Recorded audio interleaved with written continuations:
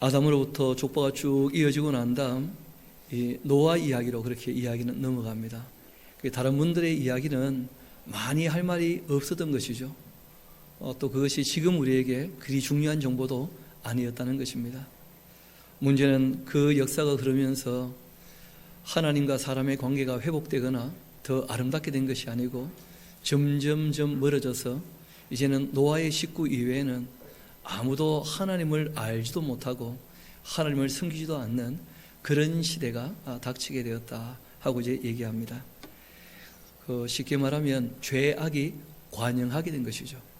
그러니까 창조하셨는데 인간이 타락을 했고 타락한 인간의 죄악이 가득 차게 되었다. 그래서 결국 이제 하나님 쪽에서 더 이상 어찌할 수 없어서 물로 심판하신 이야기로 이제 이어지게 됩니다.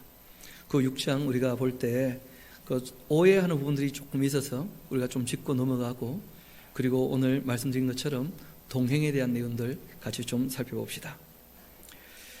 이 사람이 땅 위에 번성하기 시작할 때에 그들에게서 딸들도 태어났다. 당연한 얘기죠.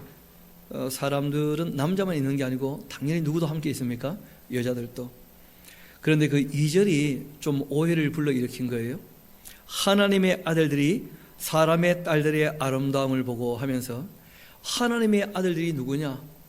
그래서 어떤 분은 천사다. 그래서 천사하고 사람 가운데 태어난 존재가 내 필입니다. 이런 식으로 이제 얘기를 하고 주장을 해서 참 많은 사람을 헷갈리게 만들거든요. 여러분, 이거는 관용적인 표현입니다. 왜냐하면 예수님께서 직접 말씀하신 것이 그 주님 나라에 가게 되어지면 사람은 부활한 그 존재가 천사와 방불하게 될 텐데 천사들은 시집가거나 장가가는 것이 없다. 그 천사에게는 남성, 여성, 성별이 있다는 거예요, 없다는 거예요? 그런 거 없다는 거예요. 근데 무슨 천사가 사람의 딸한테 반하고 그런 게 있겠습니까? 그런 게 전혀 그 신약까지 이어보지 못해서 그런 오해들을 불러일으키는 것입니다. 그래서 예수님께서 그런 말씀하시기 전에는 누구나 다 알고 있었습니다. 여러분, 그 아담이라는 존재는 하나님께서 후 해서 아담이 되었잖아요. 아담의 갈빗대를 빼서 뭐가 된 겁니까? 이게 이제 여자가 되었기 때문에 사람에게서 여자는 낫다. 그리고 남자는 하나님이 만드셨다. 이런 식으로 관용적으로 생각을 한 겁니다. 그래서 하나님의 아들들 하는 것은 그냥 남자를 얘기하는 남자. 그 사람의 딸 하는 것은 여자 전체를 얘기하는 것입니다. 그 이외에 더 복잡하거나 깊이 있는 얘기가 있는 것이 아닙니다. 문제는 그 남자와 그 여자가 일부 일처가 되지 않고 그 사회적으로도 문제가 있을 뿐 아니라 가정도 심각하게 파괴가 되었다는 거예요. 우리 한번 봅시다.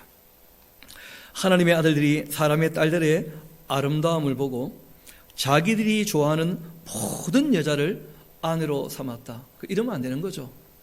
한 명만 딱 골라야 되지 않습니까? 아무리 많아도. 저도 젊을 때 좋아하는 사람들 없었겠습니까? 저만 그렇습니까?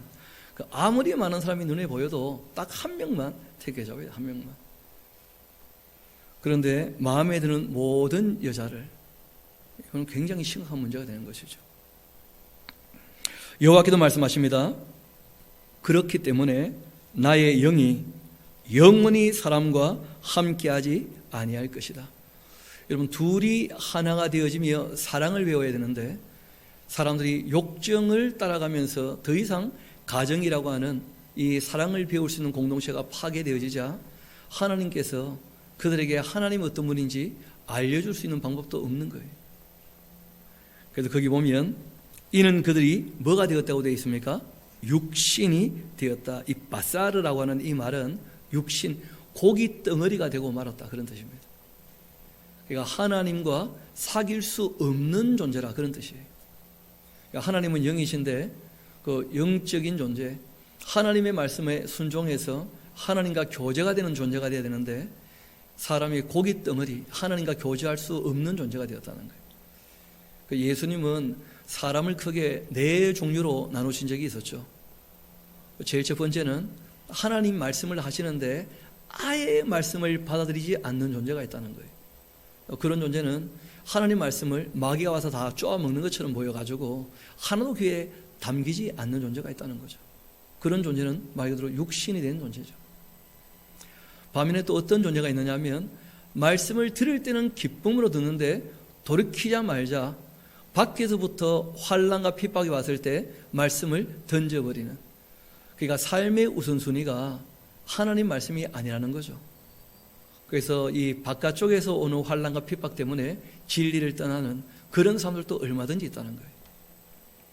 세 번째는 밖에서 들어오는 이 핍박은 아니지만 스스로 일어나는 걱정이라든지 욕심을 추구하기 때문에 마음이 끊임없이 갈등만 있고 아무 열매가 없는 사람이 있다는 거예요.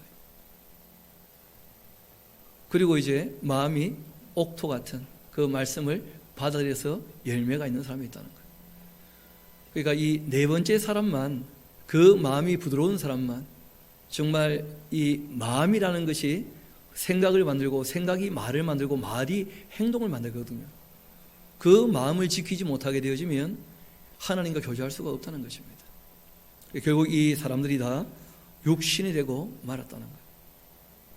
네 종류의 사람 중에 노아 식구 이외에는 전부 이 길가처럼 마음이 그렇게 되고 말아서 하나님 말씀이 하나도 심겨줄 수가 없었던 것이죠. 그렇게 사람이 다 육신이 되고 말자 하나님께서 바로 죽이지는 않으셨다는 겁니다. 그러나 그 날을 한 120년은 살도록, 사람이 한 1000년쯤 살면 자기가 거의 뭐 신이 된 것처럼 생각하지 않았겠습니까? 1000년쯤 사니까. 그래서 하나님께서 사람들이 죽음을 좀 봐야 정신을 차리고 자기가 누군지를 좀 알지 않겠는가. 그러니까 인격이라고 하는 이 존재가 하나님께로 돌이키는데 한 4가지 정도 그 기제가 있다 그러지 않습니까?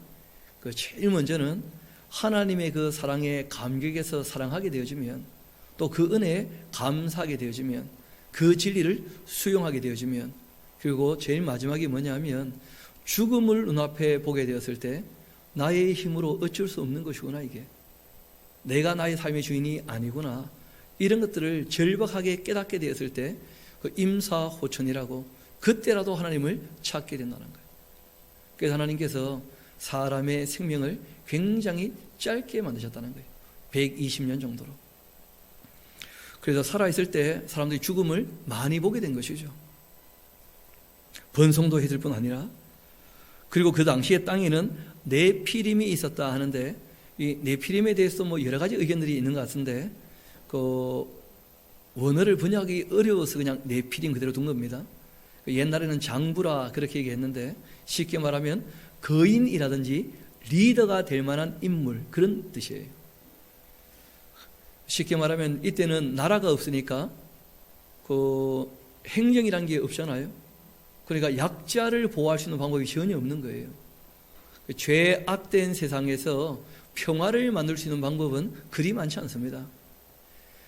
하나님 나라처럼 서로 섬겨서 만들어지는 평화라면 영원할 수 있는데, 이 땅은 그렇지 않은 곳이니까, 죄 아래에 있는 곳이니까 이 땅의 평화가 이루어지려면 방법은 한 3가지 정도가 있는 것 같아요. 제일 첫 번째가 뭐냐면 힘의 균형이 이루어질 때 불안하지만 평화가 온다는 거예요. 냉전이라고 얘기하죠. 냉전. 내가 한 대 때리면 보복을 받을까 봐 두려우니까 손대지 않는 그런 정도의 평화가 있어요. 예전에 그 소비에트 연방하고 미국하고 힘이 비슷비슷할 때, 그때 뭐 전쟁이 일어날 수 없죠. 한쪽에서 핵미사일 쏘면 지구는 완전히 망한다는 의식이 있으니까 그 서로 간에 이제 싸우지 못하고 조심하는 그런 평화가 있어요. 그런 평화는 가정에서도 있죠. 부인이 순종을 안 하면 냉전만 계속되는 거예요.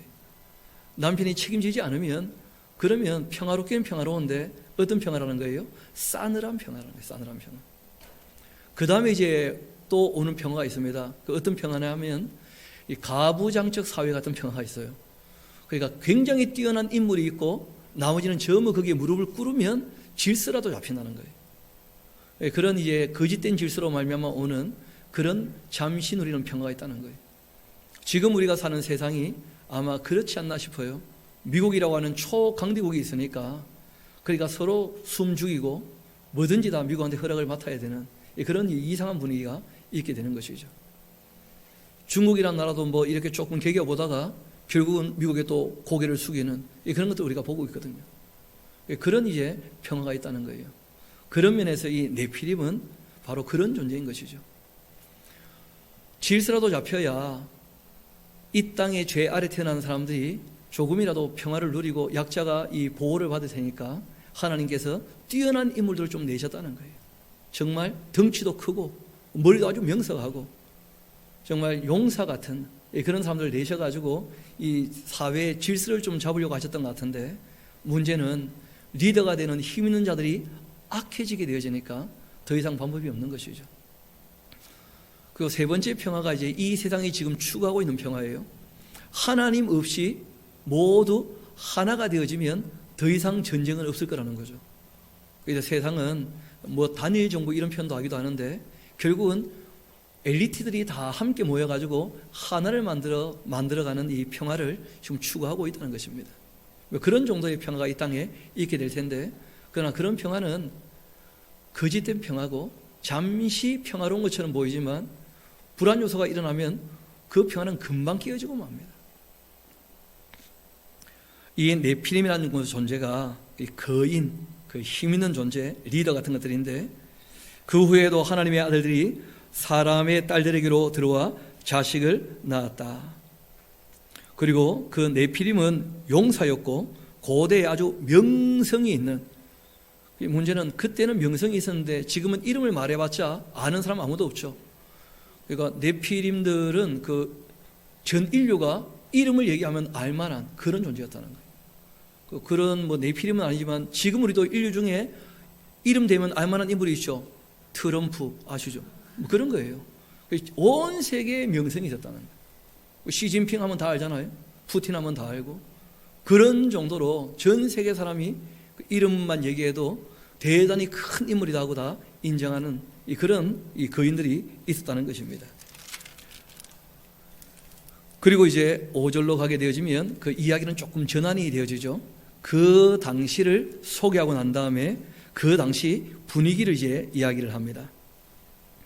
여호와께서 사람의 그 죄악이 세상에 가득했고, 거기 나오죠. 그 마음으로 생각하는 모든 계획이 항상 어떻다는 거예요? 하나님 반대편에 있었다는 거예요. 하나님은 선하신데 하나님 반대편에 있으면 다 악한 것이거든요. 그 사람들이 마음으로부터 계획하는 모든 게 하나님의 뜻을 따르는 것이 아니고 하나님의 뜻에 반하는 그런 자세로 살아갔다는 것입니다. 그러니까 뭐 교제가 안 되는 것이죠. 뜻이 다른데 마음이 다른데 어떻게 함께 할 수 있겠습니까? 그래서 하나님이 땅 위에 사람 지으셨음을 한탄하셨다는 거예요. 하나님이 사람을 만드신 이유와 목적은 사귐을 가지시려고, 사랑하시려고 만드셨거든요. 그런데 더 이상 하나님과 교제가 되지 않자 하나님께서 내가 왜 사람을 만들었는가? 이유가 있습니다. 교제가 안 되지만 하나님께는 여전히 그 감정이 남아있습니까? 남아있습니까? 사랑하는 감정이. 그러니까 하나님 입장에서는 사람이 죄의 악을 행할 때 하나님 마음이 아프신 거예요. 여러분, 아무 관계가 없는 존재라면 뭐 죽거나 망하거나 뭐 아무 문제가 없지 않습니까?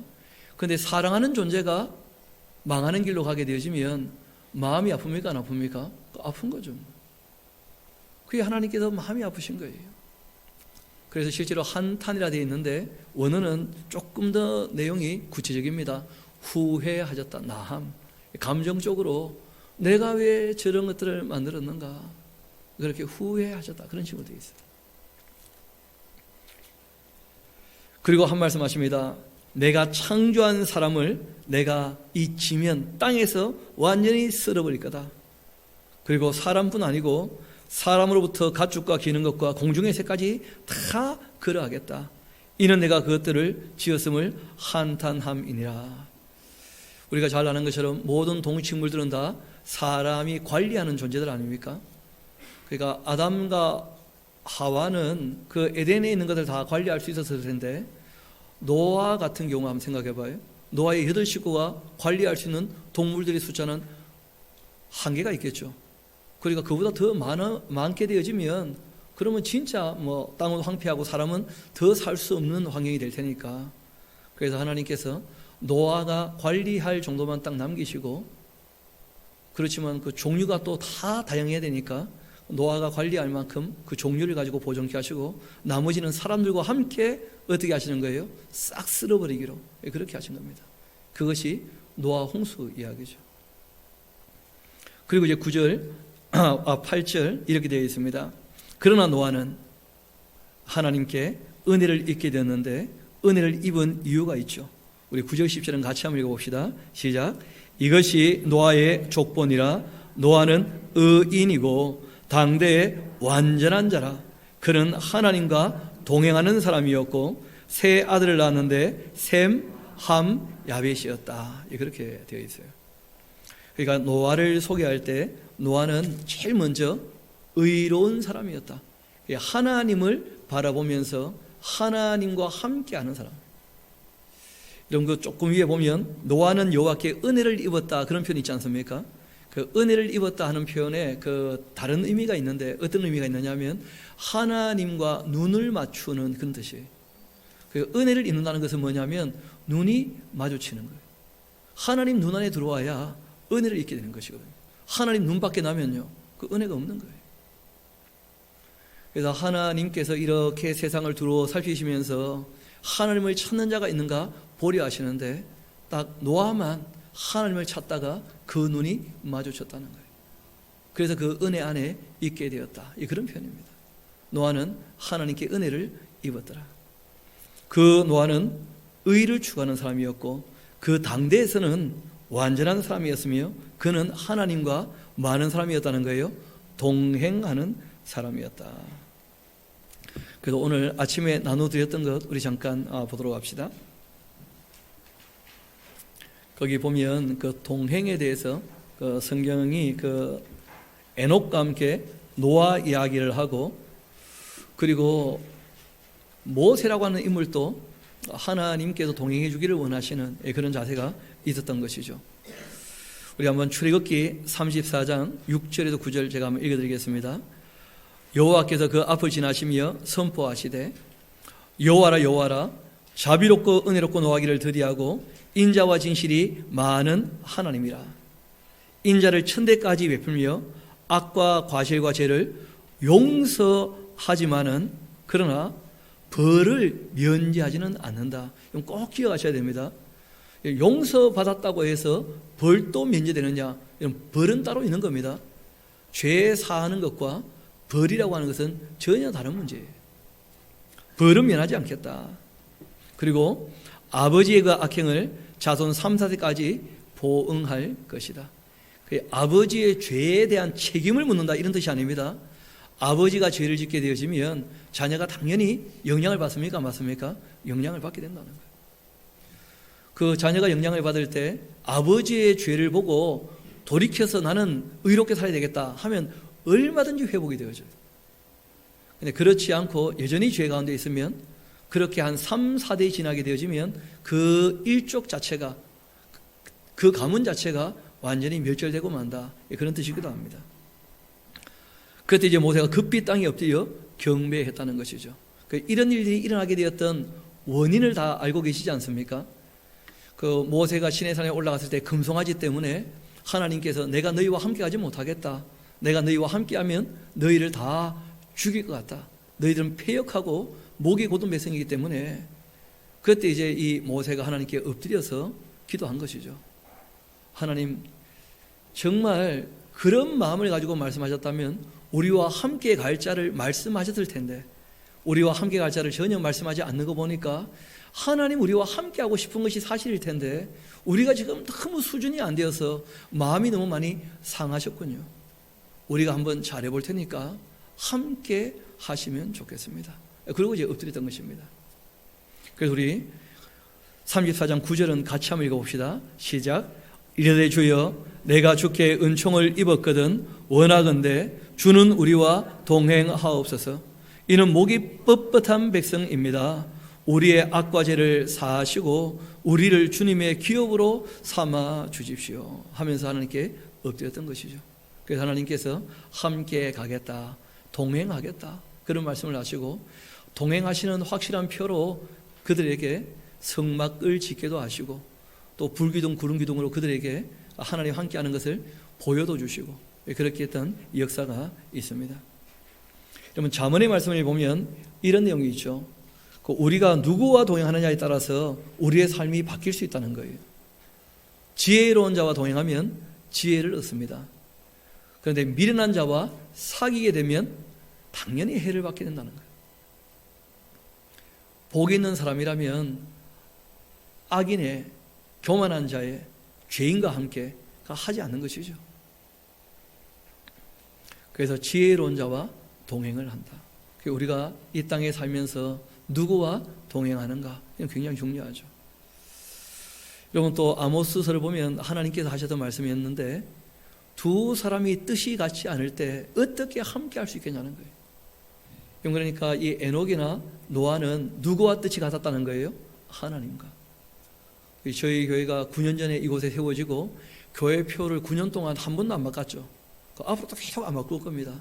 교회는 다른 공동체가 아니에요. 교회는 주님의 뜻을 따르며 주님과 동행하는 공동체인 줄 믿습니다. 그게 교회거든요. 주님과 동행하려면 말씀드린 것처럼 육신이 되어서는 안 됩니다. 교만하고 욕심을 가지고 자기를 주인으로 생각하면서 살아가면 그럼 하나님과 동행할 수가 없는 것이죠. 하나님을 주인으로 섬겨야지만 동행할 수 있다는 거예요. 놀라운 것은 주인 되신 하나님께서 우리를 섬기신다고 얘기하신 거예요. 섬김을 받으러 온 것이 아니라 섬기러 왔다. 그리고 똑같이 우리에게도 부탁하신 거예요. 서로 섬기자는 거예요. 서로 사랑하며. 그것이 교회라는 것이죠. 아까 목장시기들 나오셔가지고 여러분에게 얼굴을 보이신 이유는 우리가 섬기겠습니다. 아예 노골적으로 대놓고 한번 말씀하신 것이죠. 많이 써 먹으시라 하면서 나서 인사를 하신 거예요. 교회는 돌보며 섬기는 공동체라는 거예요. 그러지 않으면 함께 할 수가 없는 것이죠. 두 사람이 뜻이 같지 않은데 어찌 동행할 수가 있겠는가? 미가서 6장 8절은 우리 같이 한번 읽어봅시다. 시작. 사람아 주께서 선한 것이 무엇임을 너에게 보이셨나니 여호와께서 내게 구하시는 것은 오직 정의를 행하면서 인애와 자비를 사랑하며 겸손하게 내 하나님과 함께 행하는 것이 아니겠느냐. 선하신 하나님과 함께 동행한다는 것은 무엇이냐? 크게 세 가지를 여기서는 말씀하고 있죠. 제일 먼저는 뭐냐면 겸손해야 돼요. 겸손하지 않으면 하나님과 함께 할 수 없다는 거예요. 두 번째 말씀하신 것은 인애와 자비, 그러니까 긍휼을 사랑해야 된다. 긍휼을. 그리고 말씀하신 것이 뭐였냐면 공의와 정의. 그러니까 크게 윤리가 네 가지가 있지 않습니까? 신앙윤리와 생명윤리와 가정윤리와 사회윤리. 그런데 이 모든 윤리를 지키는 그 윤리가 바로 사회윤리거든요. 긍휼과 자비와 공의와 정의. 이 사회윤리가 깨어져 버리면 그러면 가정도 그리고 개인의 신앙도 그리고 이 개인의 삶도 그 보장이 안 된다는 거예요. 양심은 짓눌리고 자유는 빼앗기게 되어지고. 그래서 하나님께서 여하튼 더불어 살 때 그 사회에서 너희가 추구할 것이 있다는 거예요. 겸손함과 긍휼과 자비와 그리고 공의와 정의다. 그것이 바로 이 땅에서 너희가 행하는 선이라는 거였어. 그런 사람들이 하나님과 함께 동행하는 것이죠. 하나님이 구하시는 게 딴 게 있는 게 아니라는 거예요. 그렇게 하나님과 함께 행하기를 원한다. 그런 말씀을 하신 겁니다. 이런 말라기를 보면 그 율례와 법도를 말씀하실 때 이런 얘기를 하십니다. 레위와 세운 나의 언약은 지금 말씀드렸던 네 가지 윤리를 얘기하는 것이죠. 생명과 평강을 얻게 하는 언약이다. 내가 이것을 그에게 준 것은 그로 하나님을 경외하게 하려고 한 것이다. 그 처음 율법을 받았을 때 또 레위는 나를 경외하였고 내 이름을 두려워했었다. 그의 입에는 진리의 법이 있고 또 그 입술에는 불의함이 없었고 그가 화평함과 무엇으로요? 정직함으로 나와 동행했었다. 그러니까 하나님과 동행하려면 뭐가 필요한 것입니까? 평화를 만들려고 애를 써야 됩니다. 우리가 더불어 살아가다 보면 경험할 수 있습니다. 어떻게라도 평화를 만들려고 애를 쓰는 사람이 있고 어떻게라도 문제를 일으키는 사람이 또 있다는 거예요. 평화를 만드는 사람이 있고 문제를 일으키는 사람이 있어요. 여러분, 사람이 다 약해서 이런저런 문제가 있을 수가 있죠. 문제가 있을 때 그 문제를 일으키는 사람이 있고 이 문제를 해결해 가면서 평화를 만드는 사람이 있다는 거예요. 바라기는 저와 여러분은 문제가 있을 때 문제를 일으키는 것이 아니라 문제를 수습해 가며 평화를 만들어가는 하나님의 자녀로서의 삶을 살아갈 수 있게 되기를 소망합니다. 그것이 하나님께서 원하시는 것이라는 거예요. 그것 때문에 주신 게 율례와 법도였다는 거예요. 하나님의 뜻을 따르게 되어지면 문제가 해결이 되어지고 그리고 평화가 찾아온다는 것입니다. 그가 화평함과 또 정직함으로 그가 거짓을 가지고 남을 속이게 되면 그러면 평화도 없는 것이고 결국은 아무것도 안 되고 마는 것이죠. 그래서 평화를 만들고 정직함으로써 나와 동행하며 그렇게 많은 사람을 돌이켜 죄악에서 어떻게 했다는 겁니까? 떠나게 했다는 게 떠나게. 얼마 전 제가 아는 한 청년이 전화를 해서 좀 대화를 오래 하게 되었었는데 자기가 너무 힘들고 어려워가지고 계획을 세웠다는 거예요. 군대에 있는데 상급부대 얘기를 하면 이 사람들이 반응을 어떻게 할지를 다 알고 이 사람들이 상급부대 사람들은 겁낼 테니까 내가 고소를 하면 그럼 이 사람들이 그걸 무마하려고 나를 좋은 자리로 옮겨주겠지 해가지고 계획대로 다 된 거예요. 계획대로 다 됐는데 지금 돌이켜 생각해 보니까 뭔가 마음이 좀 찝찝하다는 거예요. 너무 좋은 자리에 오기는 했는데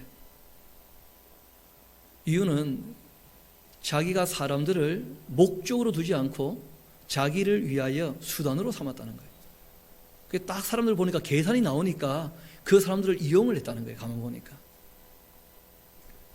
실제로 그런 것이죠.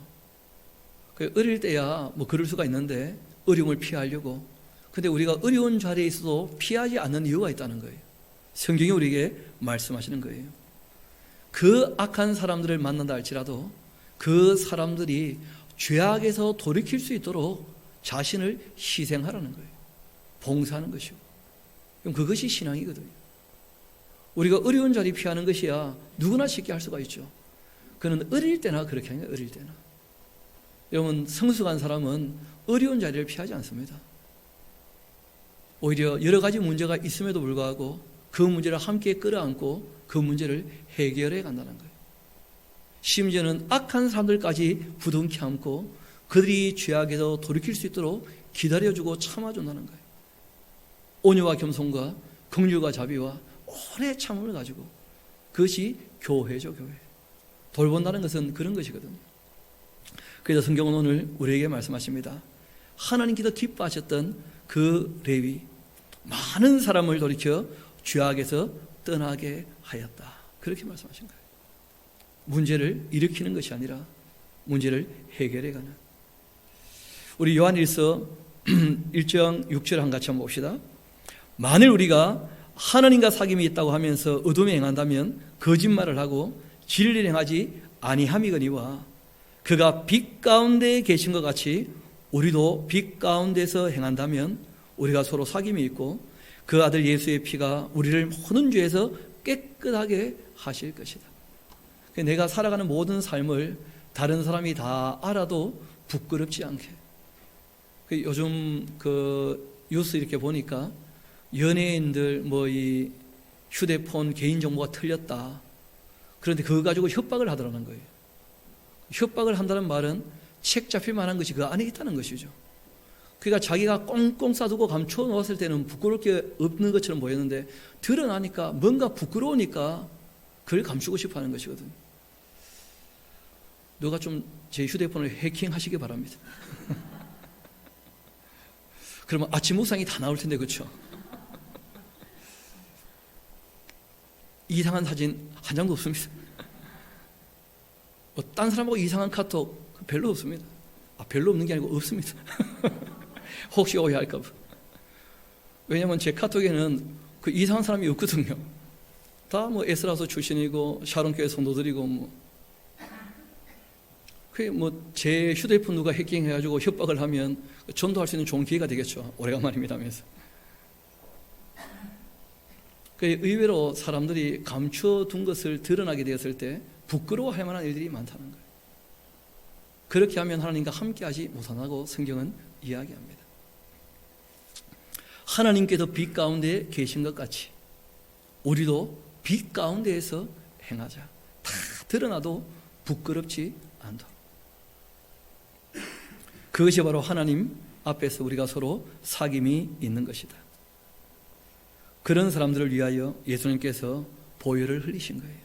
그 아들 예수의 피가 우리를 모든 죄에서 깨끗하게 하시는 것이다. 그렇게 기록되어 있는 것이죠. 다시 우리 본문의 말씀으로 돌아오도록 합시다.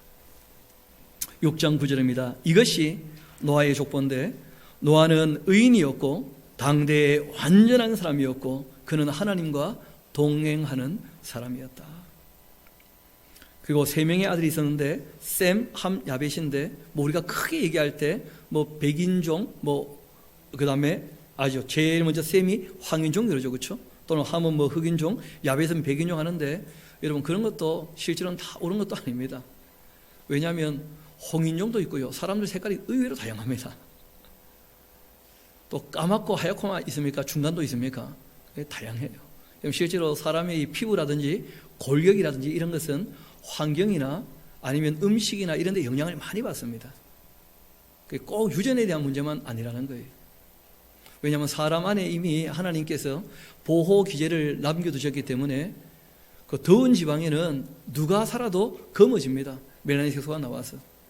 그 빛이 없는 곳에 살게 되면 피부가 점점점 하얗게 변하게 됩니다. 피부도 색깔이. 그래서 아프리카계에 있는 이 사람들이 미국으로 잡혀와가지고 지금 200년 넘게 지나고 있지 않습니까? 그 사람들 지금 아프리카에 딱 데리고 가면 많이 하얘졌다는 걸 알 수 있을 거예요. 새카만 사람들하고 다르다는 거예요. 그래서 우리가 꼭 그렇게 인종을 세 개로 나누는 것은 그건 제가 보기엔 조금 무리인 것 같기도 한데 그 이름의 뜻은 이렇습니다. 그 셈은 그 명성이 있는 그런 뜻이에요. 셈족 할 때는 이제 우리 같은 이 지금 아시아 쪽에 사는 사람들 대부분이 다 이 셈족입니다. 크게 봤을 때. 그리고 함이라고 하는 뜻은 뜨겁다 하는 그런 뜻인데, 그러니까 함은 그 지금 아프리카 쪽에 사는 사람들이 대부분 이제 함의 후손들이에요. 근데 많이 섞였죠. 그 다음에 야벳 쪽 할 때는 이 유럽 쪽에 있는 그쪽 사람들입니다. 그런 정도로 이해 나누면 되겠고, 그때 온 땅이 하나님 앞에 부패했고 포악이 아주 가득했다. 부패라고 하는 말은 샤트, 하나님이 만드신 모든 것들을 파괴시키고 멸망시키고 있었다, 그런 뜻이에요. 사람이 부패했다라고 하는 것이 하나님 만드신 세상을 파괴하고 있다, 그런 의미입니다. 이 포악하다는 하마스라고 하는 말은 아주 폭력적인데 어떤 쪽에 더 폭력적이냐? 악에 대하여 폭력적이라는 거예요. 여러분, 어떤 분이 아니 하나님은 폭력을 그렇게 싫어하시면서 홍수로 전 인류를 멸했다면 너무 폭력적이지 않냐, 그런 식으로 오해를 하더라고요. 그건 포악이 아닙니다. 하나님께서는 악을 제거하신 거예요. 악을. 이 사람들이 지금 악에 대하여 악한데 아주 폭력적이라는 거예요. 악한데 전혀 하나님하고 비교해서 얘기할 수 있는 부분도 아니고, 하나님이 그런 식으로 자기가 주인이 되어가지고 하나님을 함부로 판단해서 하나님 보고 아주 폭력적이다, 그렇게 얘기하는 것은 그건 있을 수 없는 표현입니다. 하나님이 주인이시거든요. 그래서 우리가 다시 말씀을 드린다면, 주인 되신 하나님께서 하나님의 형상으로 사람을 만드셨고 사귀기를 원하셨는데, 그 사람이 하나님과 사귈 수 없는 고기 덩어리가 되고 말았을 때는 하나님 앞에서 존재의 가치가 없다는 거예요. 그래서 하나님께서 진멸하신 것입니다. 죄악이 관영했기 때문에. 그러나 이 세상은 그 죄악으로 가득 찼고 악한데도 폭력적이니까, 쉽게 말하면 약한 사람들이 살 수 있습니까? 없습니까? 없어요. 강한 사람들이 폭력적으로 사람을 대하면 진짜 숨도 못 쉬고 사는 거예요. 숨도 못 쉬고. 그런 것들을 하나님께서 보시다가 안 되겠다 하신 거예요. 하나님이 노아에게 이르시되 모든 혈육 있는 자의 그 포악함이 땅에 어떻게 되었다고요? 가득 차게 되었다. 변화의 가능성이 없다는 거예요. 가득 찼다. 이 표현은 하나님께서 어떻게 해도 변화되지 않는다는 거예요. 쉽게 말하면 노아 600세에 홍수가 임하게 되는데 노아가 철들고 복음을 전해도 500년 이상은 복음 전했을 거 아닙니까? 500년 이상 이 노아가 의롭게 완전하게 하나님을 섬기가 살았는데 아무도 노아의 삶을 보고 영향을 받거나 노아처럼 나도 하나님과 동행해야 되겠다 하는 사람이 없었다는 거예요. 쉽게 말하면 500년 넘는 세월이 지나가도 한 명도 회개하고 돌아오지 않으니까 그래서 뭐가 임한 겁니까? 그 심판이 임한 거예요. 하나님 그렇게 참으시면 오래 참으신 것이죠. 500년 동안 단 한 명도 돌이키지 않았으니까. 이어봅시다. 그래서 내가 그들을 그 끝날이 내 앞에 이뤘기 때문에 내가 그들을 곧 줄쳐놓으셔야 될 겁니다. 땅과 함께 어떻게 하실 거라고요? 멸할 것이다. 그래서 우리가 지금 살고 있는 이 땅은 에덴에서 쫓겨날 때 저주받았을 뿐 아니라 이 땅이 어떻게 됐다는 거예요? 멸망당했다는 거예요. 멸망당한 땅치고 지금 우리가 살고 있는 땅은 그래도 좀 아름답죠. 그래도. 그래서 이 동물과 식물도 큰 변화가 일어나게 되었고 이 환경도 그 격변이 지금 앞전에 한번 저주받을 때 있었던 것처럼 이번에 또 큰 저주가 이제 임하면서 대단한 격변이 있게 될 것입니다. 홍수에 대한 이야기는 또 우리 차후에 얘기를 좀 하도록 합시다. 14절 봅시다. 너는 고페르 나무로 너를 위하여 방주를 만들라. 고페르 나무라는 이 고페르라는 말이 성경에 딱 이 한 번만 나와요. 그래서 이 나무 어떤 나무인지 모릅니다. 그냥 고페르 나무예요. 그 아무도 몰라요. 어떻게 생겼는지 본 적도 없고. 그 확실한 것은 그 노아의 방주에 짓기에 가장 적당한 나무였겠죠. 그런 나무로 너를 위하여 방주를 만들라. 그리고 그 안에 간들을 막고 역청을 그 안팎에 치래라. 이 역청 때문에 또 질문하시는 분도 계시더라고요. 그럼 역청이라고 하는 것이 이 피치 아스팔트 같은 것이라면 이때는 홍수 전이니까 석유가 없지 않았느냐 이런 얘기를 이제 하거든요. 이때 이 역청은 적어놓으세요. 나무진이에요. 나무진. 그래서 예전에 번역을 할 때는 나무진이 많은 나무니까 잣나무 정도로 번역하면 좋지 않겠나 해서 고페르 나무를 잣나무로 그렇게 번역을 했다가 지금 잣나무하고 너무 다르다. 그래서 그냥 고페르로 그렇게 한 겁니다. 이 나무진을 가지고 이제 그 칠해야 물이 스며들거나 그러지는 않죠. 그리고 방주의 규모가 나옵니다. 그거 보면 300규빗 길이는, 너비는 50규빗, 높이는 30규빗 이렇게 되어 있는데 여러분 앞을 잠깐 봅시다. 규빗이라고 하는 말은 이 발꿈치에서 그 주먹을 쥐었을 때 여기까지가 한 규빗이에요. 그리고 큰 규빗 할 때는 이 손을 이렇게 펴면 큰 규빗이 되는 거예요. 그러니까 이 규빗이란 말은 도량형이기는 하지만 지금 우리가 쓰는 자하고는 전혀 다른 개념이에요. 그러니까 대충 얘기를 한 겁니다. 사람들 여기서 여기까지니까 대략 50cm 이렇게 얘기하는 거예요. 근데 거기 하나 적어 놓으세요. 노아의 키를 모른다. 적어 놓으세요. 그 노아의 규빗이 얼마인지 우리가 잘 몰라요. 그래서 뭐 우리가 지금 우리 생각에 그 규빗이라는 50cm로 본다면 어느 정도 규모일 것이다 하고 정도로 이제 우리가 얘기를 하는데 실제로 노아 방주의 그 규모는 우리가 노아의 그 팔기를 잘 모르기 때문에 알기는 쉽지 않습니다. 확실한 것은 지금 현대인보다는 훨씬 더 컸을 거라고 봐요. 그리고 노아도 뇌피림일 수도 있죠. 뭐 아주 진짜 크구인 그런 분일 수도 있죠. 왜냐하면 그 악한 세계에서 신앙을 지금 지키면서 홀로 그 신앙을 유지하는 거 보면 보통 인물이 아닌 것은 사실이거든요. 그런데 중요한 것은 그 비율입니다. 비율. 길이와 높이와 너비의 비율을 가지고 그 창조과학협회에서 해군사관학교에 부탁을 내가지고 요런 비율로 진짜 배를 만들어서 실험을 해봤다 그러죠. 실험을 해봤더니 이 배의 특징이 확실히 드러났는데 안정성이 제일 뛰어나다는 거예요. 그러니까 이 배는 안에서 조종할 수 있는 배는 아니라는 거예요. 너무 둔해요. 그런데 놀랍게도 이 배는 어떤 풍파가 몰아쳐도 오뚜기처럼 바로 서면서 안정성이 최고라서 넘어지지 않는 배라는 거예요. 그런 거 보면 우리가 그럴 수 있겠다. 하나님께서 보호하셔야 되는 배고 또 그때 큰 격변이 될 테니까 그런 배가 만들어져야 되지 않겠는가. 놀라운 것은 지금부터 5천여 년 전 이야기인데 그때 이런 배의 비율을 얘기하는 거 보면 대단한 조선공학적인 기술을 하나님이 말씀하신 것이죠. 평소에 노아가 배를 만들어 봤겠습니까? 그런데 이렇게 안정성이 있는 비율을 어떻게 알았겠냐는 거예요. 그래서 말 그대로 하나님께서 직접 알려주신 것입니다. 내가 말한 대로 배를 만들라. 그래서 이 노아가 그 배를 만들게 된 것이죠. 16절 봅시다. 거기에 창을 내었고 위에서부터 한 규빗 쭉 내려오는데 그 창문을 내고 또 그 문은 옆으로도 내었고 상중하, 이 배를 3층으로 그렇게 만들었습니다. 또 내가 홍수를 땅에 일으켜서 무릇 생명의 기운이 있는 모든 육체를 천하에서 멸절할 텐데 땅에 있는 것들은 다 죽게 될 것이다. 방주에 타지 않으면 다 어떻게 되는 거예요? 다 죽게 되는 거예요. 그러나 너와는 내가 내 언약을 세울 테니까 너는 너의 아들과 내 아내와 내 며느리와 함께 그 방주로 들어가서 혈육이 있는 모든 생물을 너는 각기 암수 한 쌍씩 방주로 이끌어내어 너와 함께 생명을 보존하게 하라.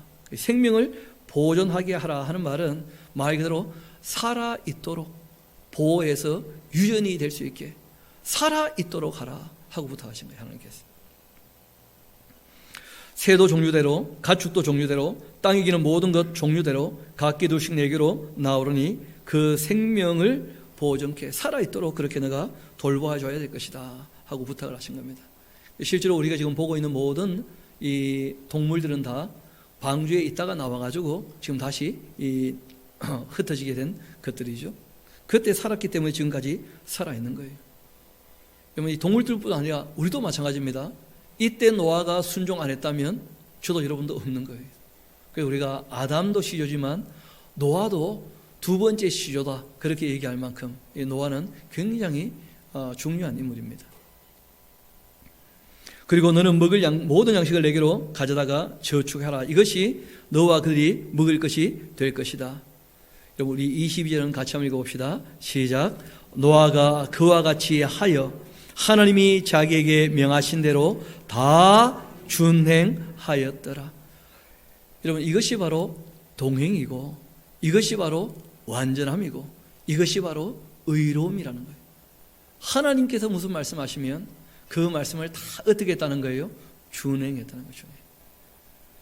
그러니까 하나님 말씀에 순종하지 않는 삶이라면 그런 행함이 없는 믿음이라면 그 믿음은 다 가짜입니다.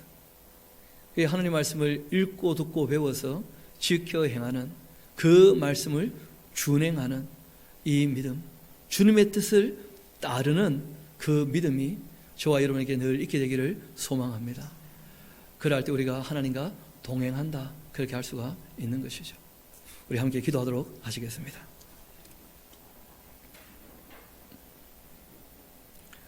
아버지 하나님,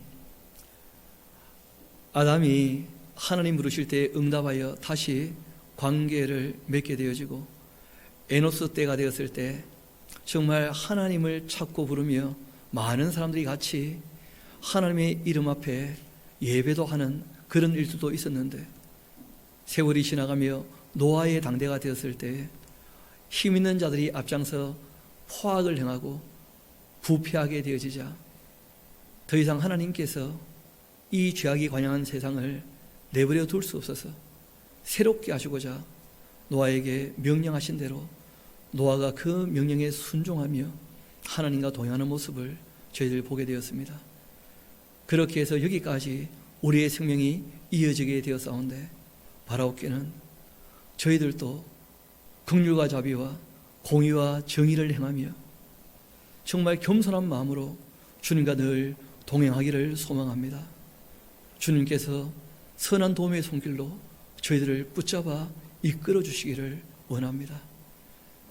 모든 것을 주님께 의탁합니다. 또한 주님께 감사드립니다. 이 모든 말씀 저희를 사랑하시는 우리 구주 예수님 이름으로 기도합니다.